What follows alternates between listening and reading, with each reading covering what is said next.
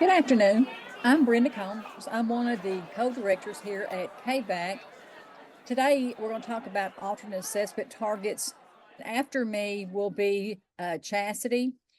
She'll go over the reading, and then we have Kimberly Sergent. She's going to be going over social studies, and then Stephanie Kidd will be going over the math. So I just wanted to share that with you all.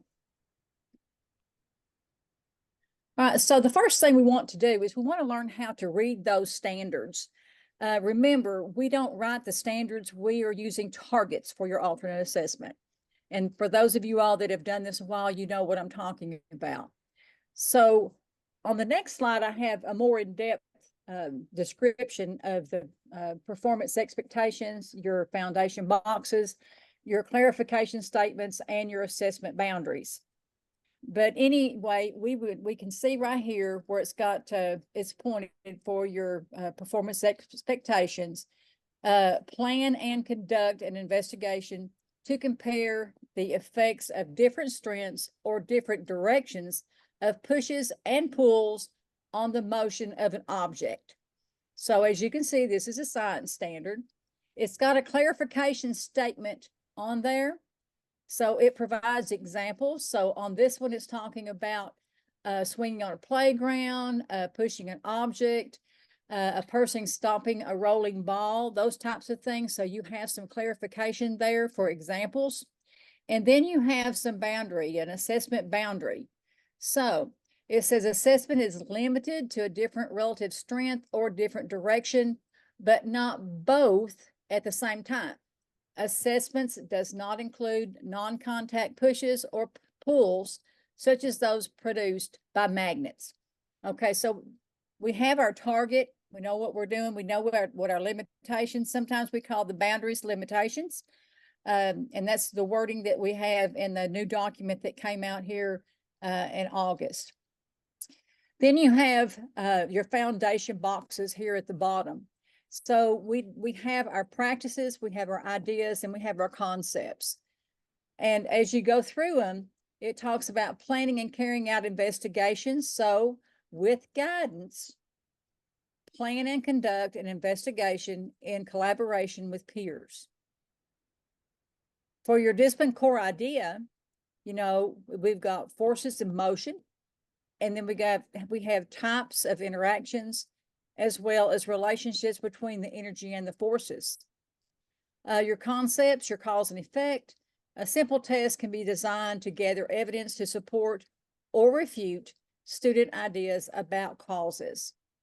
So this is how we actually read the standards, and then I have some more explanations in the next slide. So here we have the four pieces that I've talked about previously in the previous slide, but it just has a little bit more in-depth description. So your performance expectation, it describes how students demonstrate mastery of a core idea, including design, if marked with an asterisk. Your clarification statement, it provides additional information or examples. That's what we had in our previous slide. For the performance expectation, noted as none provided if necessary. So sometimes there are no limitations. Assessment boundary limits the scope of large-scale assessments with none provided, indicating no boundary is needed.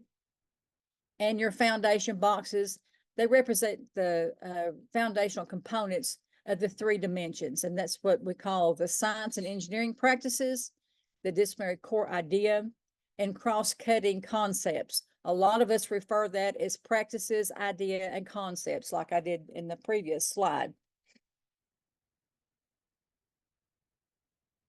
So here's the three dimensions of science. We have a better understanding in this slide because I know it's full of words, but it's words that we really need to understand, especially for you all that are beginners. Practices refers to the way in which scientists and engineers engage in their work. They engage in wonder, design, modeling, argumentation, communication, and engineering thinking. While a specific practice may be identified in each performance expectations, students should engage in all practices because this helps them understand how scientific knowledge develops and the links between the science and the engineering. Disciplinary core ideas.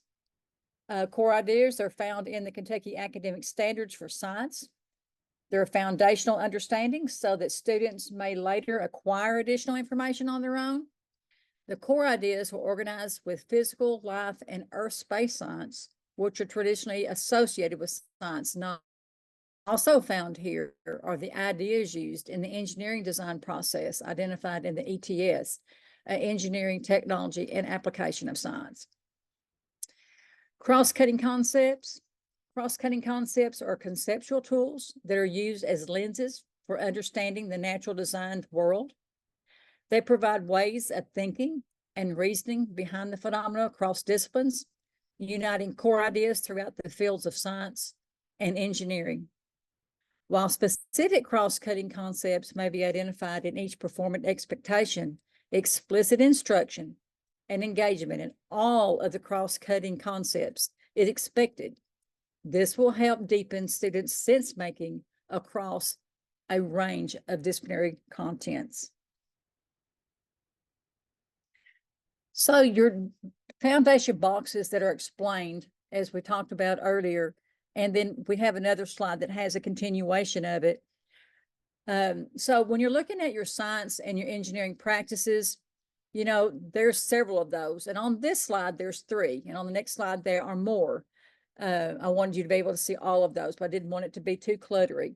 So asking questions or defining a problem, developing and using models, and planning and carrying out investigations.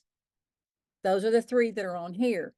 And then when you look at the disciplinary core ideas, you're looking at the different types of sciences that we have. And on here, we do have the physical and the life sciences.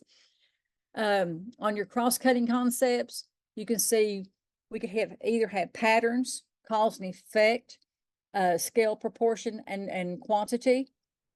And I won't read all that to you. You can read that if you need to read that. But then when you go down to the next slide, when you're looking at, this is continued, you're looking at those practices, you're looking at analyzing and interpreting data, using mathematics and computational thinking, constructing explanations and designing solutions, engaging in argument from evidence, and obtaining, evaluating, and communicating information. And then here we have our earth and space sciences, and we have our engineering design for our ideas.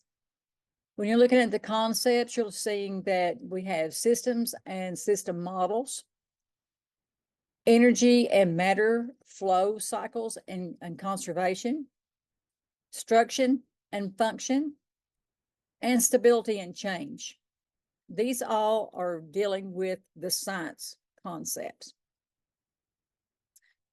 Now, how do we read the coding of this? When we look at our discipline codes, we see we have PS for physical science, LS for life science, ESS for earth and space science, and ETS for engineering, technology, and application of science.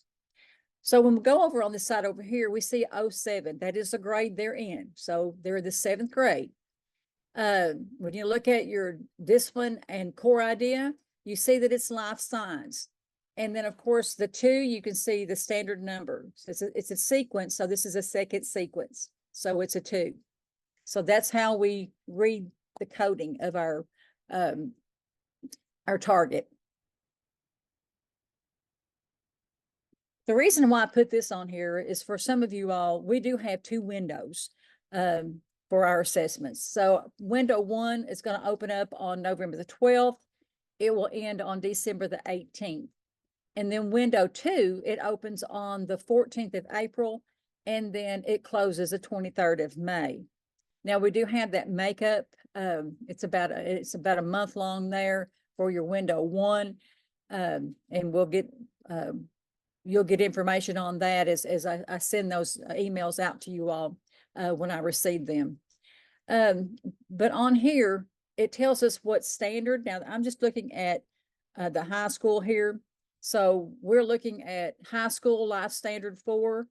So you can see that pattern there. And then when you're looking at window 2, you're seeing that what we have on our window 2. But for every grade, 4, 7, and 11, they have their own standards listed. So whenever you get your copy of your targets, if you print that off, you'll see what I'm talking about when it tells you what group that you're working in. You'll understand that a little bit better. But we have to make sure that we're ready for when that window opens. We need to have students present. We need to do the things that we need to do to get these kiddos engaged. So what I was talking about earlier about your limitations, when you look at grades 4, 7, and 11, you're going to find out there's no limitations in the 4th grade. But starting in the 7th grade, you're going to find that they could be, there is a limitation in one of those. And then as you get into high school, there's a few more than that. But like I said, when I'm talking about limits, it says an alternate assessment target represents limits to a selected Kentucky academic standard. An alternate assessment target, remember, targets and standards are different, may reduce parts of the standard with specific guidance and what an assessment item could represent. Not all Kentucky academic standards selected for assessments will have an alternate assessment target and may display the language, no limitation, all parts of the Kentucky academic standard are eligible to be included as an assessment item. This would mean that the entire standard in its original form is reduced in depth and breadth, and it is eligible in its entirety to be used in the development of the assessment items.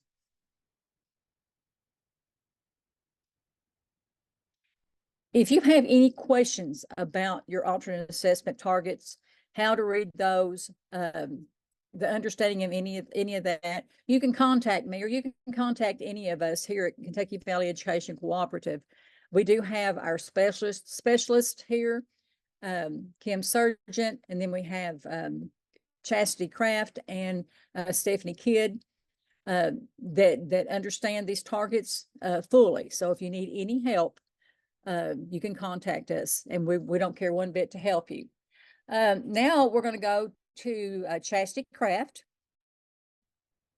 Okay. Thank you guys for joining us today. So I'm going to jump right in to talk about your resources that will help you in reading and writing. So we'll just go ahead and get right into it. So the resources that I'm going to show you is in partnership with all of the co-ops. This was developed for all of the co-ops across the state. And we do work together to provide consistency. So this that you were getting ready to see is used by all of the teachers across the state. So I'm just going to talk a little bit about the overview of the Kentucky academic standards for reading and writing, and then introduce you to some instructional support resources that may help you in your classroom when you're designing lessons and implementing those lessons for your students. So the first thing is the Kentucky academic standards is the content that the students should learn at each grade level. So the students that are participating in alternate assessment will receive instruction in all of the standards. So there's a little bit of, so sometimes when we go through looking at those targets versus the standards, sometimes there are some confusion between the two. So all students will receive instruction in all standards. And so if you go to kystandards.org, this is what your homepage looks like. And then it takes you here, and then you would go to explore your standards. And then here are some resources for you. And these are good resources that just provide you some guidance on how to utilize some of the information in the standards. But you would click here, and then this is all of them actually. And the reading and writing one is first. So then you would just go here and then it brings it, it downloads it to a PDF. And then you go through all of those, and it links on your the grade level, and if you want the foundations and informational.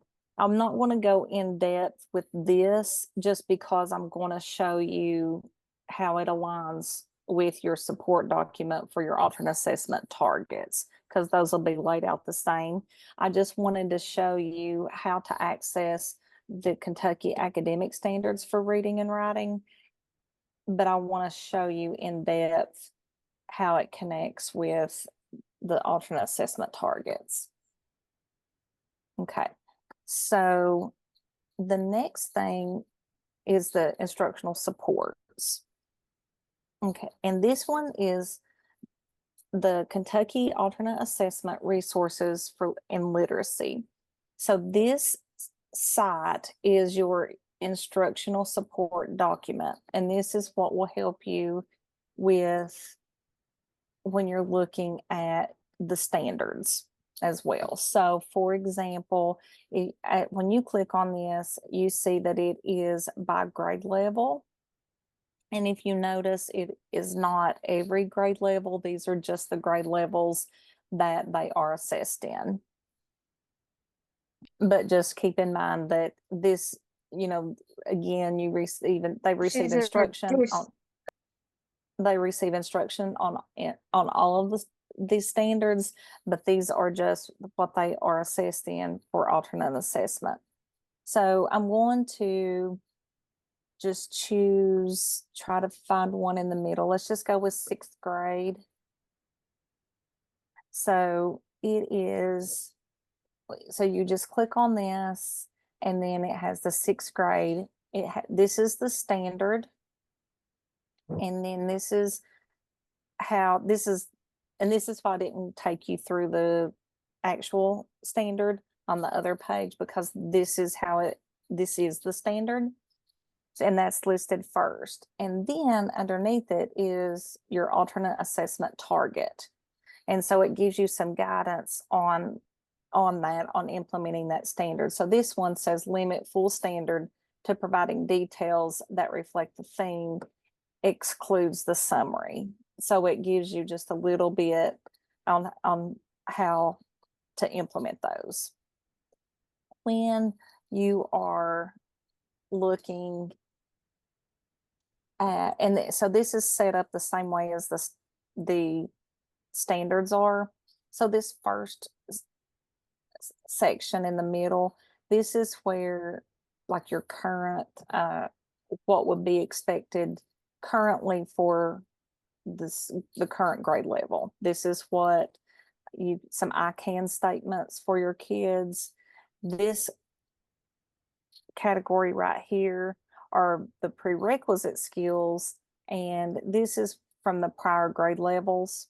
And if you go to on the Kentucky, let's see if I'm going to try to see if I can pull up a standard, because it might actually help now that I think about it, just to see it side by side. So we're going to go to, it was 6th grade. Okay, so this is, you can see how this one is set up. Okay, so we have 6.2 here. So you can see how they set up the guidance document for the targets the same way as the standards are. So you have this is your guiding principle here. And then this is the standard. And then so right here you have the standard. So here, instead of putting the current standard, this is the 5th grade standard, and this is the 7th grade standard. So what that does is you can look back one grade level or look forward one grade level to see what's expected in those grade levels. So to accompany that from the alternate assessment, you're going to have some key concepts here, some I can statements of what they're going to need to know in order to reach that target. And then some prerequisite skills that they need to have in order before getting to this one. And then also over here is just some key vocabulary terms that would be important to teach them so that they can understand what the concept is and be able to reach to the full depth of that standard. And then you have the multi-dimensionality piece over here in your regular standards, and it's also over here in this one as well. And what this one does, it breaks down each piece of the standard so that you get the full depth of it, that you understand, that you are able to get all of it instead of just part of it. So for example, this one is you have details and or providing an objective summary. So it says this one, it says excludes the summary. So here, then you just provide the details, but sometimes it says, it doesn't say and, or it will say and. So you want to make sure that you get the details and the whatever else they are asking you to do.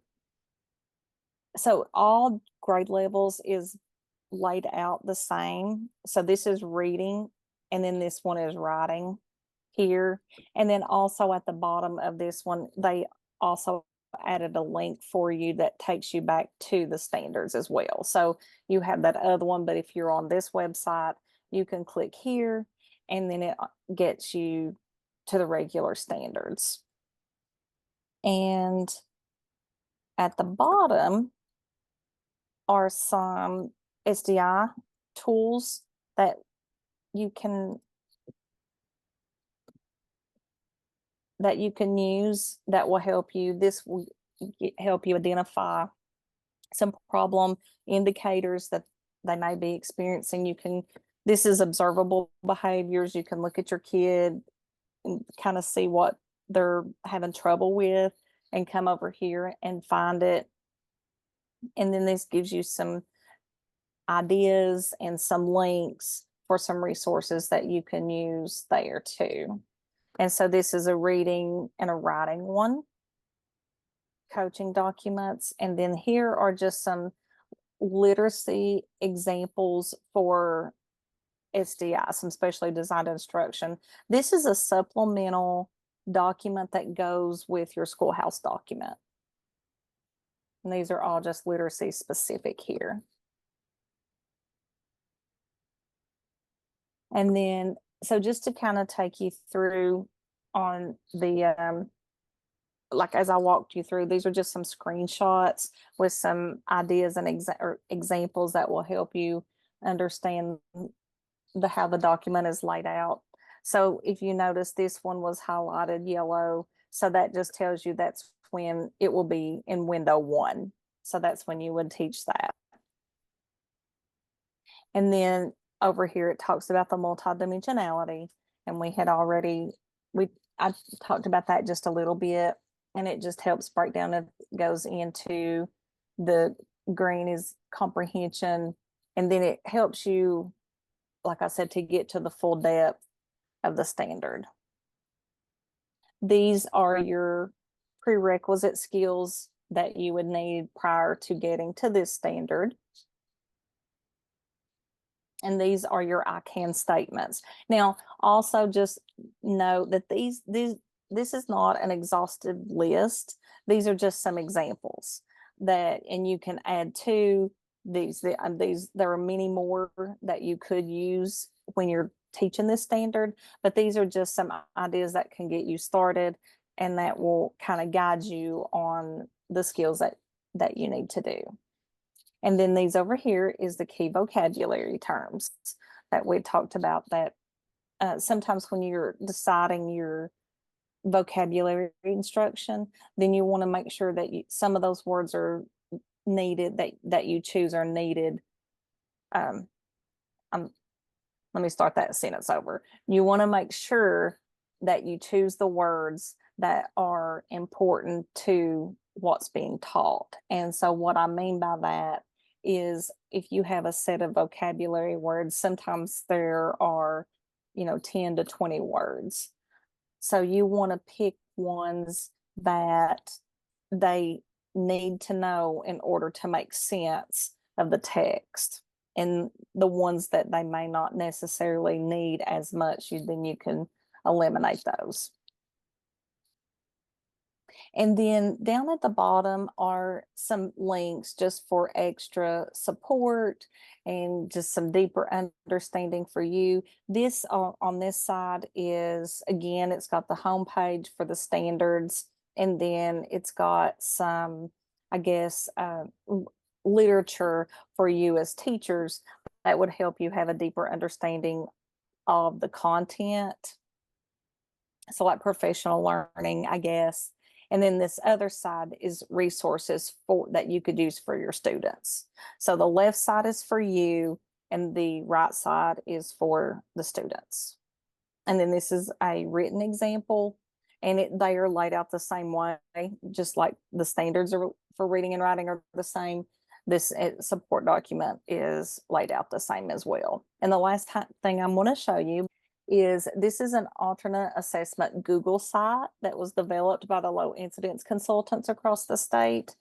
And this one has just got some resources for you for all grade levels, but they have taken some things that gives you, they have taken like some books and those adaptive books and things like that, links down through here that takes you through different resources that you can use.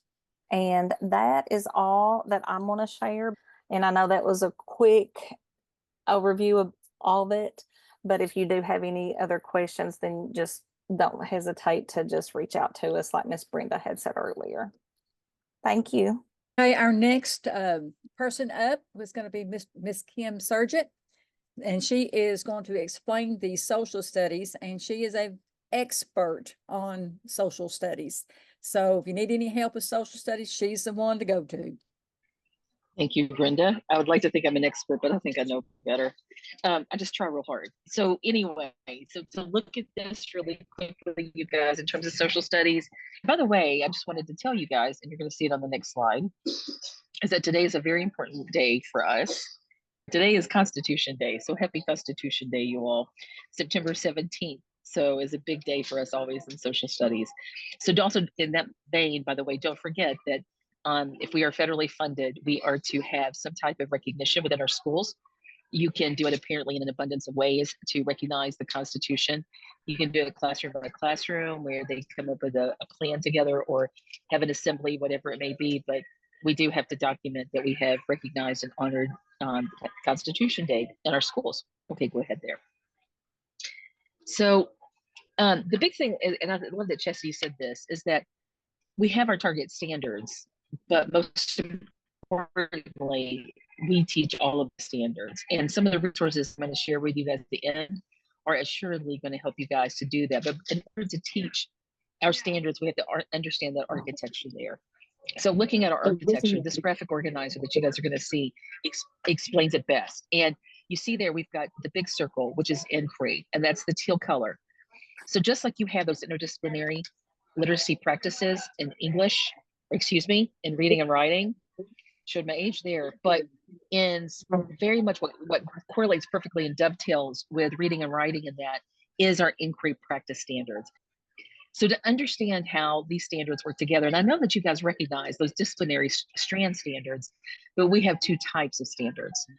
So the big thing to think about is that for me, in understanding the inquiry practices, it's more about the how, but the disciplinary strand standards are the what. When we think about the inquiry practices, that's the process or how you teach it. And some of the resources I'm sharing with you guys today are going to take you in that direction.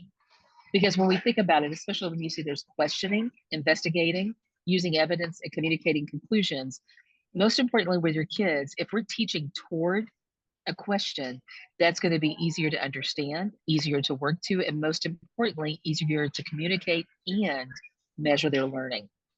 So that's one thing I love about our inquiry practice standards. But you guys know that when you go into the social studies standards, you're going to see much of what I'm sharing with you guys, because this is in the first 16 pages. So you can see there in terms of the inquiry practices that it's about process. So in terms of what you teach, those are pretty familiar to you guys. But one thing I hope that you see is that they're in equal measure. And when you look at your target standards, they are, for the greatest part, in equal measure. But most importantly, when you teach all the standards, all of those standards together are going to, it's going to be 25, 25, 25, 25.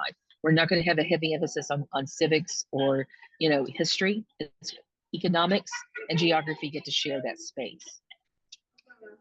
So how do I develop an understanding for the what and the how of my grade level? Or I probably, in your all's case, should say grade levels, because many times that's what you guys are doing. So there's going to be some areas within the standards that I'm going to recommend that you guys go first. So when I take you to these places, you're going to recognize that they're in kystandards.org. That this specifically is linked to our standards document.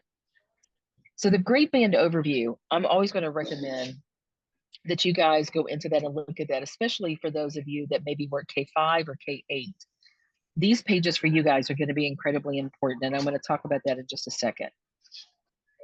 So you can see here, in this case, it's the K5. I really want you guys to go in and look at your theme. Each grade level has a theme. For instance, kindergarten, the theme is me and my community. And especially because in some cases you may have to scaffold some skills. So helping your students understand what their community is and what it means to be part of the community. Then building up to first grade, which is looking at my state. It's me, my community, and my state. Then with grade 2, we're looking at North America. And so that gets just a little bit bigger, and you guys can see how it builds. Well, the good news is, especially when you look at our progressions toward the end of the document, starting somewhere around 155 or 160, you can see how these disciplinary strands will scaffold, but most importantly, through the progressions. So as you're having to build some students' understanding, you have the opportunity within our document, especially though in relating to the theme, and that will help you guys do that. So the grade specific overview is also, so what I like about this one for you guys is that this goes much deeper into that theme for you guys to understand. And later in the lesson, I'm going to show you guys that. So in this case, you guys are looking at grade 7. So grade 7 obviously is world history. But when you go into the theme, one thing that's really important to recognize is that you've got key vocabulary for each of those grades. So understanding the want to teach for that grade level. And like I said a moment ago, you've got those progressions to support you in that process. But looking back and looking ahead is going to give you an idea of what the students needed that year before and will need in the next year. So understanding that skill base and what they're able to do, but most importantly, some of those things that they need to know to support what they can do is incredibly important. So to help you guys understand, so I'm obviously going to focus on grade 5 and grade 8 because, I always think of those in terms of assessment years. It's just what it is. So this helps you dissect your theme specific to your grade. But looking at K8, each of them have these themes. So understanding how that theme works, like I took one of the standards, just for right now, one of the target standards. So what I have done in this is color coded this so that you guys could see it, so that you can see, like if it's blue, that's civics, just like that picture you saw a moment ago, the graphic. If it is blue, it is civics. If it's yellow, it's economics. If it's green, it's geography. And if it's purple, then that's the history component with that. And it's going to be, no other way to put it, you guys, the way our standards are built, you're going to have richer, more robust lessons if you are teaching all of the standards. Because when I show you some of the resources, you'll see how it's going to be very easy for us to do that. But here in 5th grade, when you talk about economics, that economics focus, and so I want this to help you guys, and you're going to see this in the next slide, is why the government collects taxes and what goods and services it provides society. That is it for 5th grade. Sometime, before we had these themes and we were able to outline these themes and color code them and that kind of thing, we just knew that we had 5th grade and it was all the way from exploration all the way through the Civil War back in the old days. And that was a lot of information and that was a lot of material. But now we can build those lessons that develop a deeper understanding for our students. So looking at this one, where I've kind of taken just one of the big bit. Remember, just because we have those 10, we teach all of them. So on that next slide there, I'm going to show you guys how I really kind of took the theme so you can understand how that works. So you guys can see I took an economic standards for a reason, because economics is tough. And I have a resource at the end that I'm going to hustle to. I'm going to hustle really fast in just about 2 seconds. So I can take you guys to the resources, because I want to show you guys the resources I gave you all will have you teaching multiple standards at a time. You might even be able to bring in math every now and then. I was in a class today and we brought in a ton of math. Stephanie will be proud. So we're looking at here, so looking at economics, that MA stands for macroeconomics point 1, no limitations. That's one reason why I use this one. So describe why the government collects taxes and what goods and services it provides society. That is basically how this standard is going to attach to the theme. You can look at the bottom there. It says identifying services in your community provided by the government, in some cases state and federal, to describe how they, the government, impact our daily lives, helping citizens. And you can use excerpts from the Constitution to support this, to show the students in that. And I say excerpts, it could be 1 or 2 sentences. It could be 1 sentence. And in that 1 sentence, you've got keywords identified within that, because that can be incredibly important. But looking at this, your local libraries are an example. There's all kinds of things. Your hospitals are example, because they get funding. That school that they're sitting in at that moment gets funding. So helping them see what it does to them. I won't go into any kind of detail with this one, but don't just go to our standards. Please go to our disciplinary clarifications. So like I said a moment ago, that's that 3rd or 4th section of your standards. This not only has a standards group, but it has all of the information. It has that baseline. It has that floor to the ceiling. So when you read this, you can see the full depth of our standards. Looks very different than it does in reading and writing, but you see the full depth of, like, for instance, in that first one, civic and political institutions, you can see those 3 standards are pretty well developed in that 1 square. And that gives you an idea of where attached to those things. It also tells you that to take your 1 standard, which I think in this case, oh gosh, I'm trying to do it off the top of my head. I'm going to get mad at myself. But when you go in to find your target standards in this, you're going to see a group with other standards. That tells you right there that when that you must and you need to teach those together, just so that there is deeper understanding. Don't forget the glossary. You guys can come back and look at that glossary, and it's in the KVE, it's in the supplemental social studies documents. That glossary is golden. That will help you with those kids and defines those terms that we need to know. So I took this standard. This is CPR1 for 5th grade. I kept it on 5th grade, you guys, just to keep it easy.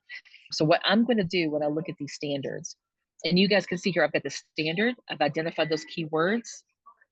I know that in the 2nd column there, I'm going to identify concepts and vocabulary. So I wanted to show you guys how I deconstructed just one of our standards. But again, remember, if you go to disciplinary clarifications, you're going to see the other standards that go with it.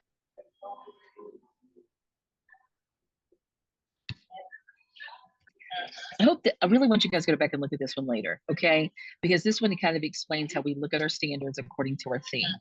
Remember that our theme is, and especially in this case, and for 5th grade, is really kind of limiting our discussions on many things in terms of just like a smaller scope.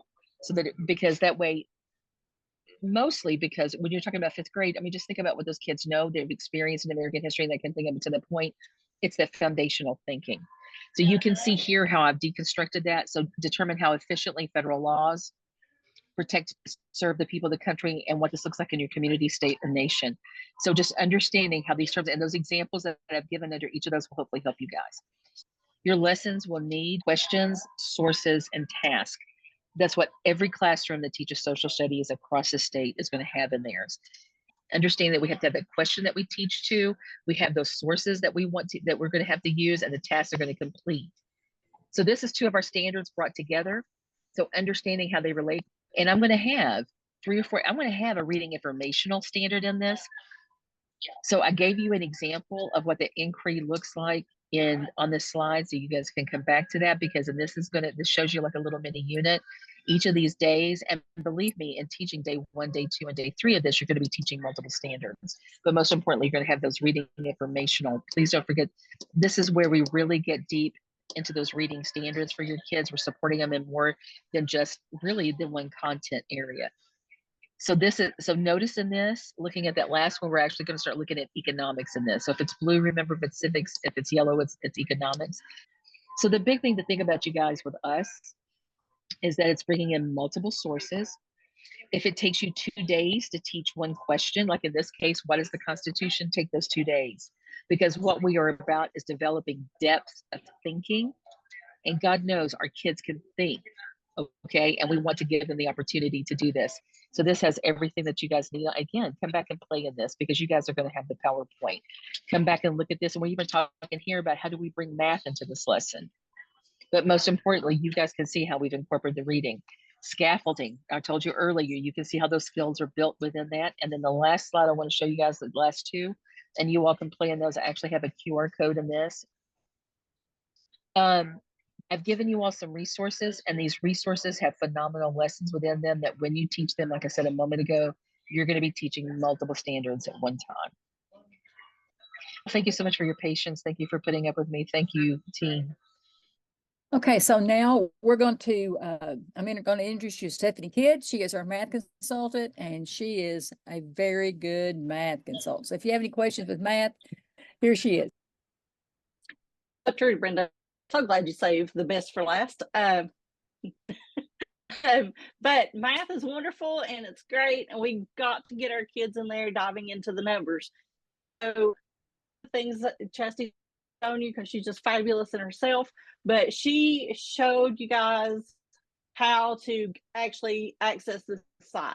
So when you click on the math, what you're going to see is you're going to see that it has a lot of resources. It takes you back to the Kentucky state site.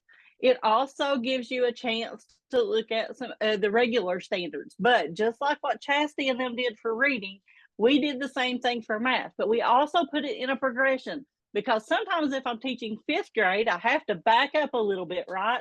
And so I need to see that 5th grade and what that looks like.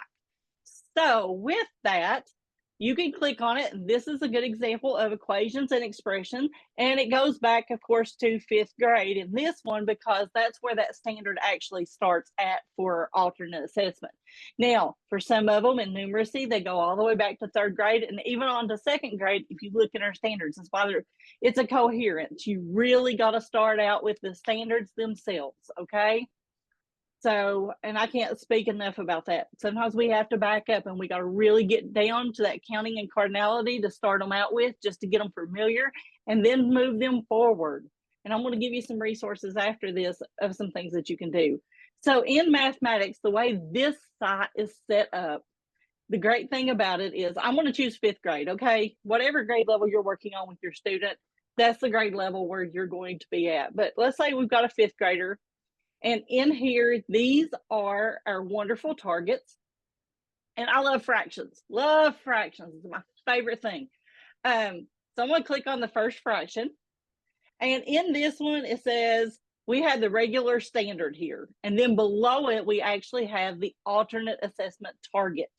Now, with that, we have that they're going to efficiently add and subtract fractions with unlike denominators. Now, and this is going to include mixed numbers by reasoning strategies. That can be counting up on a number line. It can be creating a visual, a fraction model. Fractions are great for this. I want to say that now. And finding common denominators, using that multiplication chart to find common denominators. It's another way that you can do this. So over on the clarification side, over here is a wonderful place for you to look and be like, what do I need to do for this?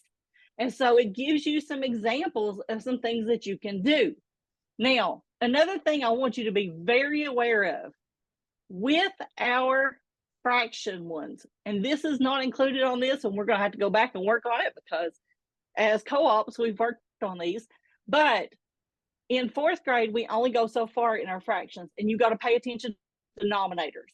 So that's the reason why I said you're going to go back to those standards and make sure of what you're doing, okay? So go back to that standard and make sure those denominators are correct into what you're going to be working with, because this one says we're going to limit our denominators to 2, 3, 4, 6, 8, and okay? So I should not be having a 7 denominator. I should not be having an 11 denominator. I should not be having a 12 denominator at any in this, right? For the problem is, you may getting a denominator, the answer that has that, but in the problem itself, I should not have anything outside of a 2, 3, 4, 6, 8, and 10. The other thing I love about the way we've done this is we put the connection to the math practices. And so you'll see that in this specific one, I want to do math practice 2, which means they've got to reason abstractly. Again, we can still use a open number line, right? We can still use some fraction squares to help them with their reasoning. We're also going to be able to tell why. That's that constructive viable argument. I got to be able to tell why I got this answer, right? I got to defend it, and using precision. This is vocabulary we're talking about here. So that vocabulary needs to be there for our kids. And we put that key vocabulary that we should be talking about right with it right here. Now, some prerequisite skills that student's going to need is over here. And we also talked about how that coherence model fits in. So if I'm here, I need to look back at these two to make sure I can do those, or I have used something. That could be that pre-teaching part that we get into. That's a wonderful place for that to happen. And then, of course, we went on to say, here's possible misconceptions a child may have. Misconceptions a student is working on, and you notice that they're doing these. Well, here's some suggestions that we can do, and other suggestions that you might want to consider or not consider.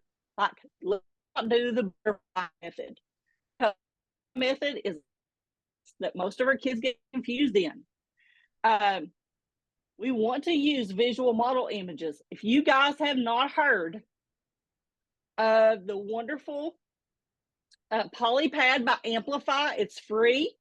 It's got great fraction and other resources for mathematics, and I'll show that to you in just a few minutes and how to get to it.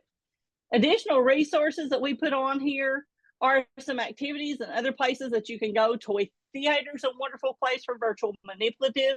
I'll be honest with you, Robert Kaplinski has all kinds of things with making math more readable, and he has a lot of great activities to do.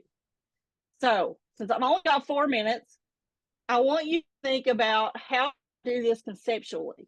And so I love these books. They are on North Carolina's website, but they're called Building Conceptual Understanding and Fluency Through Games. Now, with that, you just put the grade level afterwards and type in PDF. They're all on the net. They're free. And the cool thing about this is, for all of these, they already come with the spinners. They already, because it's built into the game. Only thing you really need most of the time is either a set of dice. You may need to print off the game board. You may need to have a pencil and paper, or some different color counters for the students. That's it. There's all kinds of things for that grade level already developed for that child to practice in. And there's also blank ones where you can make them up yourself. So if they're a little hard, let's change the numbers, keep them within 10 to get that understanding built, and then you can do this. So again, if you're wanting to do this, all you have to do is put in Building Conceptual. And we'll go back to the title. I'm sorry for scrolling so quickly. Building Conceptual Understanding and Fluency Through Games, and the grade level you're looking for. They go all the way up to 6th grade. But to be honest with you, I had an 8th grade teacher who's like, I'm using these because they got such good fractions in them, and I'm changing them around, and he was using them for his RTI time. For us, I think this is a great thing just to be able to use. So it's a wonderful, wonderful place to have. The other thing I was going to show you really quick, I want to click right here. I want to put in Polypad by Amplify. You can tell I've been there quite a bit. And it comes up to this. To launch, and at this point, you can see for fractions, it's got fraction bars and fraction circles. You can pull these over. For numbers, what I love about this is I can pull these number lines over. I can change the point of the number line. I can change how many steps. So if I'm doing this and I'm multiplying by 3s, I can see that. If I wanted to say it was 3 times 4, look at here. 3. Oh, let me change this back. I got to do my steps back. So let me move this back.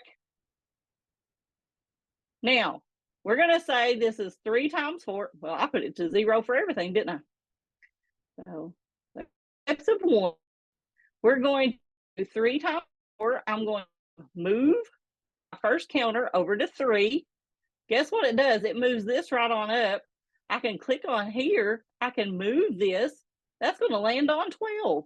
So there's a lot of great things on here. This is not the only one. If you've got probability in the high school or middle school, you're needing some dice. The cool thing about the dice is, guess what? You can roll that dice. We can do all kinds of things with this. Same thing with and this is something else. I mean, if I've got a kid and I'm wanting to work on addition, I may put these 2 dice up there. They roll the first one. They roll the second one. And at this point, we're adding, right? Or we're multiplying. So this is a great site. Again, it's free. This is some of our math stuff that we have for you. Love to talk to you more about it. And back to Miss Brenda. Thank you, Stephanie. You could tell the excitement in her voice, that she's excited about math. And as of now, we are going to sign off, and we will see you next time. You all have a good evening. Thank you.